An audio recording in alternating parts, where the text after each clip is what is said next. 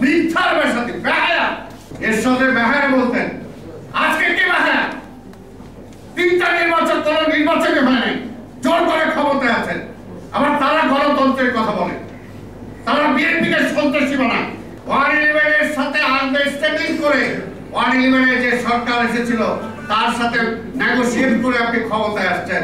আবার এখন ভয় দেখার, খবরদার তোমরা আবার চিন্তা করো না ক্ষমতা। বিএনপি ষড়যন্ত্র করে না। বাংলাদেশে মার্শাল দিয়েছে আওয়ামী লীগ, এক মুখে দুই কথা। আওয়ামী লীগ বলে, আওয়ামী লীগের মন্ত্রীরা বলে আন্দোলন কোনটা, আন্দোলনের ব্যাখ্যা দেন। কিছু করার আগেই ককটেলের মামলা দিবেন, কিছু করার আগেই গাড়ি পড়ার মামলা দিবেন। আবার ওই এক মুখেই বলে বিএনপি আন্দোলন করতে পারে। তাই আজকে দেশটাকে কোথায় নিয়ে গেছেন? আজকে একই জায়গায় নিয়ে গেছেন আপনি। আজকে নির্বাচনের মাধ্যমে সরকার পরিবর্তনের সকল পথ আপনি বন্ধ করে দিচ্ছেন। যেটা আমরা বারবার চাই যে গণতন্ত্রের একটা প্রধান স্তম্ভ হলো আজকে ভোট। সেই ভোটটাকে আপনি কোথায় নিয়ে গেছেন? ভোট নাই, মানুষ ভোট দিতে পারে না।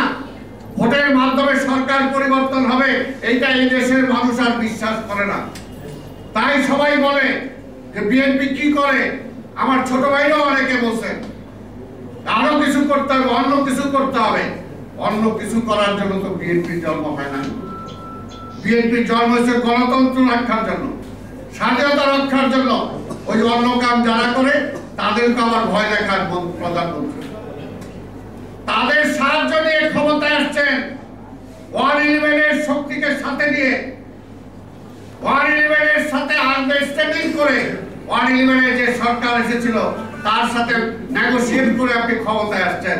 আবার এখন ভয় দেখার, খবরদার তোমরা আবার চিন্তা করো না ক্ষমতা। বিএনপি ষড়যন্ত্র করে না। বাংলাদেশে মার্শাল দিয়েছে আওয়ামী লীগ। এই বাংলাদেশে আজকে সিভিল যারা আছে, আজকে ওই যে যারা উদ্দীপনা যারা আছে, সেনাবাহিনী, সেনা প্রশাসনের যারা আছে, আজকে সিভিলের যারা প্রশাসন আইনের সচিবালয় 96 সালে সংবিধান ভঙ্গ করে আজকে সেই সময় আপনারা কু করেছিলেন এই আওয়ামী লীগ আনার জন্য ক্ষমতায়। তাই ষড়যন্ত্রের কথা বিএনপির বিরুদ্ধে বলেন। বিএনপির জন্মই হয়েছে শহীদ রাষ্ট্রপতি জিয়া রহমানের, বিএনপির জন্মই দিয়েছে এই দেশে গণতন্ত্র ফিরিয়ে দেওয়ার জন্য, মানুষের ভোটের অধিকার ফিরিয়ে দেওয়ার জন্য এবং স্বাধীনতা রক্ষা করার জন্য। বিএনপি ষড়যন্ত্র করে না।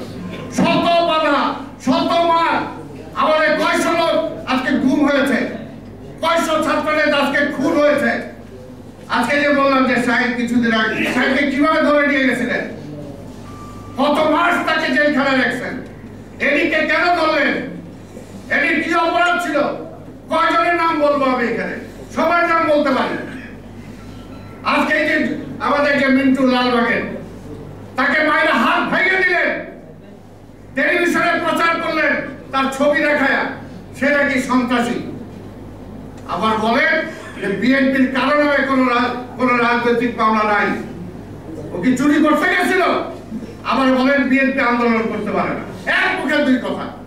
আওয়ামী লীগ বলে, আওয়ামী লীগের মন্ত্রীরা বলে আন্দোলন কোনটা, আন্দোলনের ব্যাখ্যা দেন।